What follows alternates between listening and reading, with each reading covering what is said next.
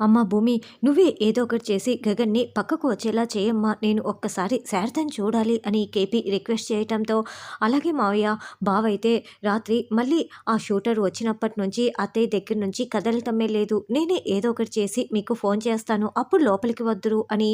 ఇప్పుడు ఏం చేయాలి అని భూమి ఆలోచిస్తూ గగన్ దగ్గరికి వస్తుంది. గగన్ అయితే శారద మీద పడిపోయి చాలా ఏడుస్తూ ఉంటాడు. భూమి రాగానే కొంచెం సర్దుకొని, ఏ ఎందుకు వచ్చావు, వెళ్ళి ఇక్కడి నుంచి అని చెప్తూ ఉంటే, బావా హాస్పిటల్ బిల్ కట్టాలంట అని భూమి చెప్తుంది. నేను ఇక్కడి నుంచి ఎక్కడికి రాను, ఇదిగో నువ్వే వెళ్ళి కట్టేసేయి అని గగన్ కార్డు ఇస్తాడు.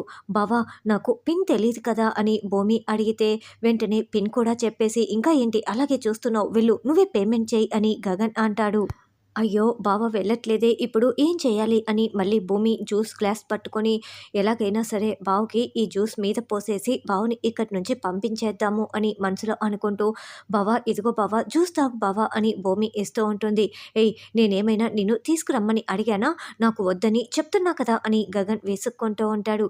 అది కాదు బావా, నువ్వు రాత్రి నుంచి ఏమీ తినలేదు కదా బావా, ప్లీజ్ తాగు బావా తాగు బావా అని అలా షర్టు మీద పోసేస్తుంది.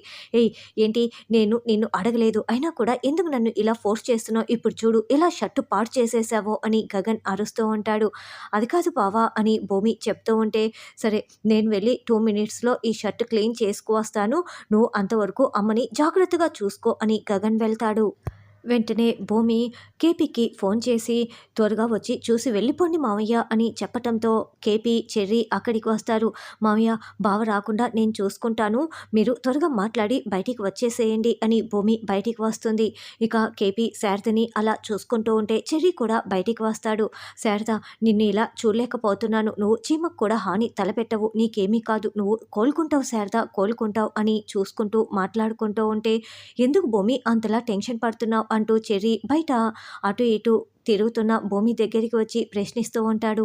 బావ షర్టు క్లీన్ చేసుకుంటానని వెళ్ళాడు, ఎక్కడ వచ్చేస్తాడోనని నాకు భయంగా ఉంది అని భూమి అంటే, అలాంటిదేం జరగదులే భూమి, ఈ లోపల నాన్న వచ్చేస్తారులే అని చెర్రీ ధైర్యం చెప్తూ ఉంటాడు. అక్కడ లోపలేమో కేపీ ఒక సూది తీసుకొని చేతికి గాయం తీసుకొని శారదకి నుదుటున రక్తపు బొట్టు పెడతాడు. అప్పుడే గగన్ వస్తూ ఉంటే, అయ్యో చెర్రీ బావ వచ్చేస్తున్నారు చెర్రీ, ఇప్పుడు ఎలా అని భూమి టెన్షన్ పడుతూ ఉంటుంది. అన్నయ్య ఆగన్నయ్య అని లోపలికి వెళ్లకుండా చెర్రీ భూమి ఇద్దరు అడ్డుపడుతూ ఉంటారు. ఏంటి, నేను షర్టు క్లీన్ చేసేసుకున్నాను, నన్ను లోపలికి వెళ్ళనివ్వండి అని గగన్ అంటుంటే, అన్నయ్య ఇంకా సరిగ్గా పోలేదన్నయ్య అని చెర్రీ అంటాడు. లేదు నేను బాగానే క్లీన్ చేసుకున్నాను, నన్ను లోపలికి వెళ్ళనివ్వు అని గగన్ అంటాడు. అదేంటి భూమి, నిన్ను అమ్మ దగ్గరే ఉండమని చెప్పాను కదా, నువ్వేంటి ఇక్కడ ఉన్నావు అని గగన్ అరుస్తూ ఉంటే, అంటే బావా అది డాక్టర్ వచ్చి చెక్ చేస్తున్నారు, లోపలికి ఎవరిని రానివ్వద్దని చెప్పారు అని భూమి అంటోంది. ఏంటి, నువ్వు ఉండాలి కదా, డాక్టర్లు చెక్ చేస్తే నువ్వు ఉండొచ్చు, అదేం కాదు, నువ్వు ఎందుకు బయటికి వచ్చావు, ముందు నేను వెళ్ళాలి అని గగన్ వెళ్తూ ఉంటే, బావా నువ్వు పేమెంట్ చేయాలి కదా బావా, ఇదిగో బావా కార్డు, వెళ్ళి ముందు పేమెంట్ చేసిరా బావా అని కార్డు పెడుతూ ఉంటుంది. అవునన్నయ్య వెళ్ళన్నయ్య అని చెర్రీ అంటాడు. రే ఏంట్రా, మీరు నన్ను లోపలికి వెళ్ళొద్దని అలా అడ్డుకుంటున్నారు, ముందు నేను వెళ్ళి తీరాల్సిందే అని గగన్ అంటాడు. అది కాదన్నయ్య, డాక్టర్లు ఎవరిని లోపలికి రావద్దని చెప్పారు అని చెర్రీ అడ్డుపడటంతో, సరే ఇప్పుడు నేను లోపలికి వెళ్ళొద్దు, వాళ్ళు వచ్చిన తర్వాతే లోపలికి వెళ్ళాలి అంతే కదా, సరే వెళ్ళండిలే అని గగన్ వెయిట్ చేస్తూ ఉంటాడు. అయితే లోపల సౌండ్ అవుతుంది. ఆ సౌండ్కి గగన్కి డౌట్ వచ్చేసి లోపలికి తొంగి చూస్తాడు. ఇక కేపీ ఉండటంతో, కృష్ణ ప్రసాద్ అంటూ గగన్ చాలా కోపంగా లోపలికి వచ్చి, ఏయ్ ఎందుకొచ్చావు అని నిలదీస్తూ ఉంటే, అంటే అది అమ్మకి బాగోలేదు కదా అని కేపీ అంటాడు. అయితే అని గగన్ అంటాడు. అయితే ఏంటి, అందుకే చూడ్డానికి వచ్చాను అని కేపీ చెప్తూ ఉంటే, షూ అంటూ కేపీ షర్టు కాలర్ పట్టుకొని లాక్కు వచ్చి తోసి పడేస్తాడు. గెట్ లాస్ట్ అని అరుస్తూ ఉంటే, అన్నయ్య అన్నయ్య అని చెర్రీ భూమి అందరూ కూడా విలవిల్లాడిపోతూ షాకింగ్గా చూస్తూ ఉంటారు. ఏంటి, నువ్వు ఈ హాస్పిటల్ సరౌండింగ్స్లో ఎక్కడ నీ నీడ ఛాయలు కనపడినా నేను అస్సలు ఊరుకోను. చూడు మిస్టర్ కృష్ణప్రసాద్, నువ్వు ఇక్కడ ఎక్కడా కూడా కనిపించకూడదు. వీడా వీడా మీరు చెప్పిన డాక్టర్, వీడా మా అమ్మకి ట్రీట్మెంట్ చేస్తున్న డాక్టర్, వీడి వల్లే కదా మా అమ్మ ఇన్ని కష్టాలు ఈ పరిస్థితిలో ఉండటానికి కారణం కూడా వీడే కదా అని గగన్ మాట్లాడుతూ ఉంటే, రే నీ నీ తండ్రినిరా అని కేపీ చెప్తాడు. ఎవడు తండ్రి, ఎవరికి తండ్రి, మా అమ్మ నుదుటిన నువ్వు బొట్టులా మెడలో తాలిలా ఉంటావేమో కానీ నువ్వు ఎప్పటికీ తండ్రి స్థానంలో ఉండవు. అసలు మీకు దూరంగా ఉన్నప్పుడే మేము ప్రశాంతంగా ఉన్నాము. దగ్గర కావటానికి చూసిన ప్రతిసారి మేము కష్టాల పాలు అవుతూనే ఉన్నాము. అసలు నువ్వు ఇక్కడ ఉండటానికే వీల్లేదు. ఔట్. గెట్ ఔట్ అని గగన్ అరుస్తూ ఉంటాడు. చెర్రీ కేపీని తీసుకువెళ్ళగానే గగన్ వెంటనే భూమి గొంతు పట్టుకొని నులిమేస్తూ ఉంటాడు. ఇప్పుడు నీ ప్రాణం పోతున్నట్లుగా నీకు ఎలా అనిపిస్తూ ఉందో, మీరందరూ మా అమ్మ దగ్గరికి వస్తే కూడా నాకు అలాగే ప్రాణం పోతున్నట్లుగా అనిపిస్తూ ఉంటుంది అని భూమి గొంతుని నులిమేస్తూ ఉంటే, బావా వద్దు బావా అని శివ, అన్నయ్య వదిలే అన్నయ్య అని పూరి విడిపిస్తూ ఉంటారు. భూమి గొంతు పట్టుకొని నులిమేసి అలా వార్నింగ్ ఇచ్చి, ఇంకోసారి ఇలాంటి పని చేశావంటే నేను ఏం చేస్తానో నాకే తెలీదని గగన్ వార్నింగ్ ఇచ్చి లోపలికి వెళ్తాడు. గగన్ లోపలికి వెళ్ళగానే భూమి నీకేం కాలేదు కదా అని పూరి శివ ఇద్దరు అడుగుతూ ఉంటారు. తర్వాత అపూర్వ ఒళ్ళంతా హూనమైపోయి బెడ్పై కుప్పకూలిపోయి ఉంటుంది. అమ్మాయి రా అమ్మాయి కాపురం పెడతానని గోరింటాకు పట్టుకోగానే చావు కేకలు పెడుతూ ఉంటుంది.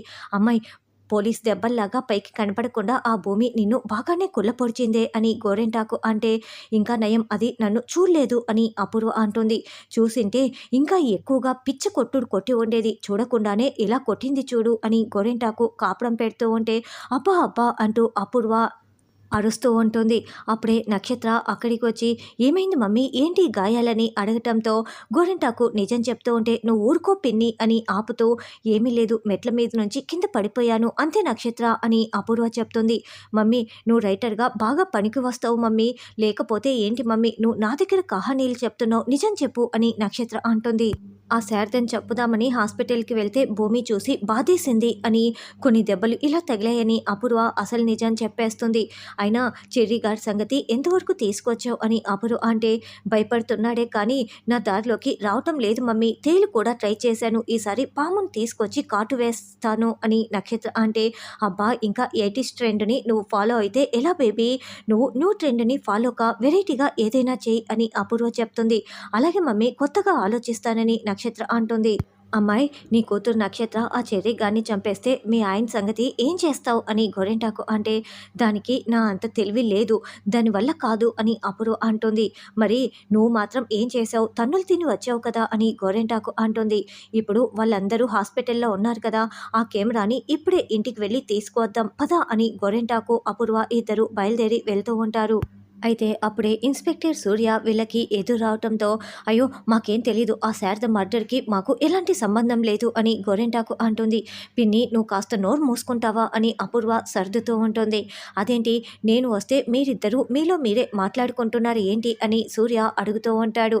ఏమీ లేదు, మీరు ఎందుకు వచ్చారు అని అపూర్వ అంటుంది. నేను శరత్చంద్ర గారితో కేసు విషయంగా మాట్లాడాలని చెప్పడంతో అప్పుడే శరత్చంద్ర అక్కడికి వచ్చి, తను నా భార్య అపూర్వ, తను ఇన్స్పెక్టర్ సూర్య చనిపోయిన ఎస్ఐ ఉన్నాడే, ఆ ఎస్ఐకి స్వయానా ఇతను తమ్ముడు అని శరత్చంద్ర మొత్తం పరిచయాలు చేస్తాడు.